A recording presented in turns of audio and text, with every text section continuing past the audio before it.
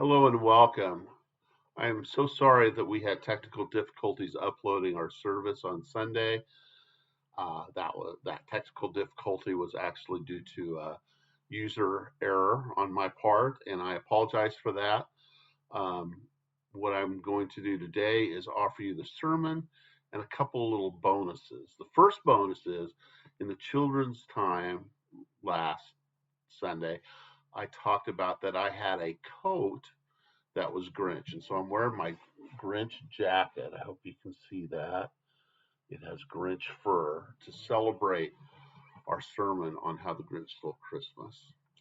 And the other thing is, I did a very bad job of singing the intro song, but I'm going to do a better version to give you a couple verses so we can remember how mean and bad the Grinch was. So here's a couple verses of You're a Mean One, Mr. Grinch. You,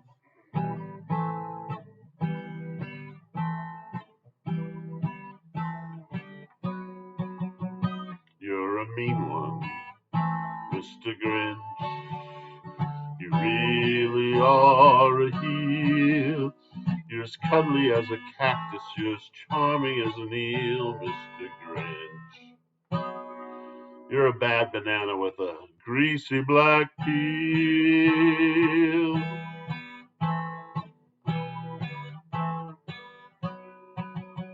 You're a monster, Mr. Grinch.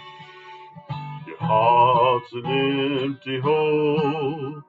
Your brain is full of spiders. You got garlic in your soul, Mr. Grinch. I wouldn't touch you with a 39.5-inch pole.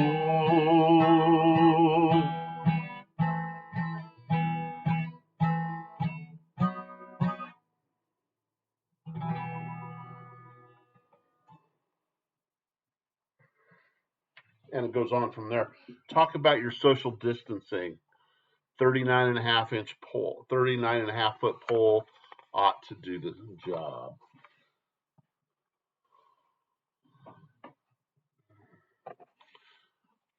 Our sermon is How the Grinch Stole Christmas, and the text for this message is from Mark 13:24 through 37. But in those days after that suffering, the sun will be darkened, and the moon will not give its light, and the stars will be falling from heaven, and the powers in the heavens will be shaken. Then they will see the Son of Man coming in the clouds with great power and glory. Then he will send out the angels and gather his elect from the four winds, from the ends of the earth to the ends of heaven. From the fig tree, learn its lesson. As soon as its branch becomes tender and puts forth its leaves, you know that summer is near. So also, when you see these things taking place, you know that he is near at the very gates. Truly, I tell you, this generation will not pass away until all these things have taken place. Heaven and earth will pass away, but my words will not pass away. But about that day or hour no one knows, neither the angels in heaven nor the Son, but only the Father. Beware, keep alert, for you do not know when the time will come. It is like a man going on a journey when he leaves home and puts his slaves in charge, each with his work, and commands the doorkeeper to be on watch. Therefore, keep awake, for you do not know when the master of the house will come, in the evening, or at midnight, or at cockcrow, or at dawn, or else he may find you asleep when he comes suddenly. And what I say to you, I say to all, keep awake. So I'm practicing a bit of diversion this year. Um, as we experience Advent. I'm going to look at some of my favorite and hopefully some of your favorite Christmas TV shows as a way to kind of emotionally connect with the idea of preparation and preparing for the incarnation. I know usually we fight, and you've probably heard me fight against that desire to embrace Christmas right away. And I'm not going to completely give in to the Christmas starts as soon as the Thanksgiving turkey's cold culture.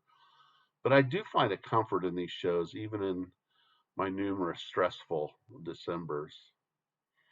And this show uh, aired the Friday after Thanksgiving, and it's a great beacon and reminder of uh, being prepared for the season, and a great message for us, I think, as well as the rest of our series, which will be next week. We'll be doing Rudolph, and that great special is going to be airing on Tuesday, December 2nd on CBS, and I'll be preaching about that the following Sunday, and we'll be uploading that whenever our technical issues get solved. And um, a great comfort and a great way to focus on the season. You know, I'm always amused when people say to me, "You must be so busy this time of year," assuming that uh, pastors are so busy. And I am busy, but it's always a good busy, and I've been busier.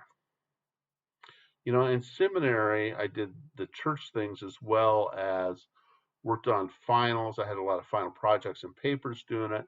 And the church I served at that time had a Christmas festival of nativities, every weekend in December. And so that also consumed quite a bit of my time. Before that, I worked in retail, usually 60, 70 hours a week from Thanksgiving through January 1st. And if I didn't have things ready to go before Thanksgiving, they just didn't get done. Before that, I was a college instructor, and I remember not so fondly grading papers right up until the deadline so I could have a day and a half to go Christmas shopping before Christmas came. Today's text reminds us to be ready, but we don't really need to learn about waiting this year. The waiting we know about, the COVID has made us a people that longs for an end of this, longs for a reuniting, longs for the coming of a new age. But the question does remain, what are we waiting for? And the real lesson of the Grinch, I think, is a lesson about what we are waiting for, what comes when Christmas comes. You know, for many of us in the spring when we closed in person worship, and for many congregations, they're still not meeting and won't meet until next year. That felt like the temple destruction that Mark is addressing throughout his gospel. The community that Mark is giving this good news to is one that has been devastated. And like them, we have seen our rituals and rhythms, our religious habits, our patterns significantly altered. In a matter of days, we've gone from an in-person worship to a virtual worship, and even our in-person worship has changed dramatically and is not as intimate and close as it once was. And that disruption was expected to be for a few weeks or a month, and then it stretched into 8 months and more. And something was lost in that, lost by the prevalence of that virus. And I don't know if it was kind of the normalcy of everything, our comfort, our security, our perception of our security. But in the midst of it all, the call to wait and watch and work remains. And the question of what we wait and watch and work for also remains. What are we missing, and what are we waiting and watching and working for? Well, these familiar shows are going to give us some clues for which we wait. They are like the fig tree in John's parable or Mark's parable, indications of something coming. But it's not what you think, because what is coming is really to come at an unknown time. It's not just Christmas that it's coming, but it's the coming of Christ. The coming of Christ we celebrate in history, in the past, in the mystery of how it touches us in the present, and in the majesty of our perceived future. I'm sure you know the story of the Grinch if you've watched it recently. If you have a link to YouTube, you might consider the narrated book version by Boris Karloff. It's excellent. And it's a familiar story. And I realize that what follows here has a lot of Dr. Seuss and not a lot of me in it, but uh, I think Seuss has a lot to say to us. See, the Grinch thinks he knows what Christmas is all about, and in his small-heartedness, he's determined to stop it. And Seuss describes it this way. He says, every Who down in Whoville liked Christmas a lot, but the Grinch, who lived just north of Whoville, did not. The Grinch hated Christmas, the whole Christmas season. Now, please don't ask why. No one knows quite the reason. It could be his head wasn't screwed on just right. It could be perhaps his shoes were too tight. But I think the most likely reason of all may have been that his heart was 2 sizes too small. Whatever the reason, his heart or his shoes, he stood there on Christmas Eve hating the Who's. The Grinch said, I must find some way to stop Christmas from coming. For tomorrow, he knew, all the Who boys and girls, girls and boys, would wake bright and early, and they'd rush for their toys. And then, oh, the noise. Oh, the noise, noise, noise, noise. That's the one thing he hated, the noise. Noise, noise, noise. Then the Who's, young and old, would sit down to a feast, and they'd feast, and they'd feast, and they'd feast, feast, feast, feast. They'd feast on Who pudding and rare Who roast beast. In our Christmases, my dad always said, now it's time to carve the roast beast. The roast beast, which was something the Grinch couldn't stand in the least. And then they do something he liked least of all. Every Who down in Whoville, the tall and the small, would stand close together with Christmas bells ringing.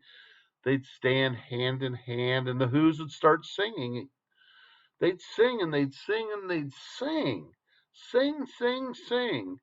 And the more the Grinch thought of this Who Christmas sing, the more the Grinch thought, I must stop this whole thing.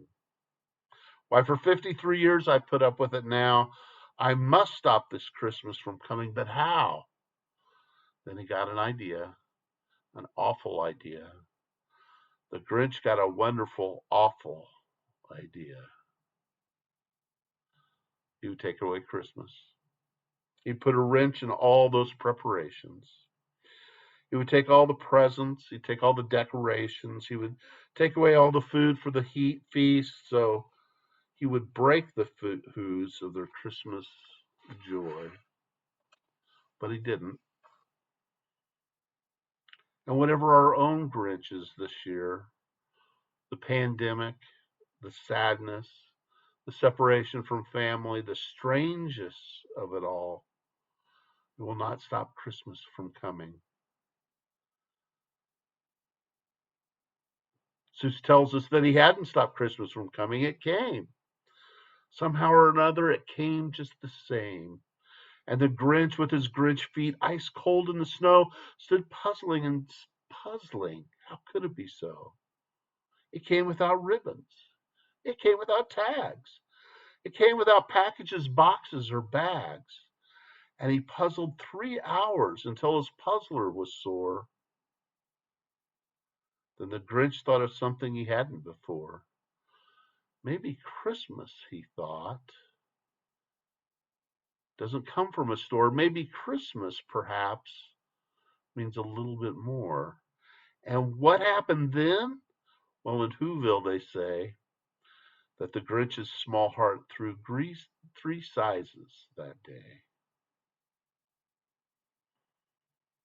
The point of our waiting, the point of our coming of Christmas, is the growing of our hearts from 2 times too small to 3 times bigger. Heart plus one. The Grinch, whether a person or a situation or a want or a desire or a deficit, can be redeemed simply by the growth of our hearts. How do we redeem our Grinches? We simply take a lesson from the Who's down in Whoville. Christmas comes. Christ comes. The Son of God takes up residence in our homes and our hearts, whether or not we have a tree or gifts or a feast, whether or not we can be together or not, whether or not we feel it or not. Christ comes. Christmas comes. And Christ will come whether we're ready or not. So we're called to be ready, to have our hearts full of song, to be able to sing with the Who's no matter what. Welcome Christmas, come this way. Christmas Day is here at last, so long as we have hands to clasp. Welcome Christmas, bring your cheer. Welcome all Who's far and near. Christmas time will always be just so long as we have glee. Welcome Christmas, bring your light. Welcome in the cold, dark night. Welcome Christmas while we stand heart to heart and hand to hand. And when we have had our hearts grown, when the Grinch in us is redeemed, then we will be ready to take our place at the table.